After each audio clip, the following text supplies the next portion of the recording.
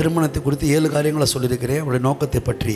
இன்னொன்று, ஒருவருக்கொருவர் சந்தோஷத்தையும் மகிழ்ச்சியையும் இன்பத்தையும் அனுபவிக்கிறதுக்காகவே தேவன் இந்த கணவன் மனைவி என்கிற உறவை ஏற்படுத்தி குடும்பமாய் அமைத்திருக்கிறார்.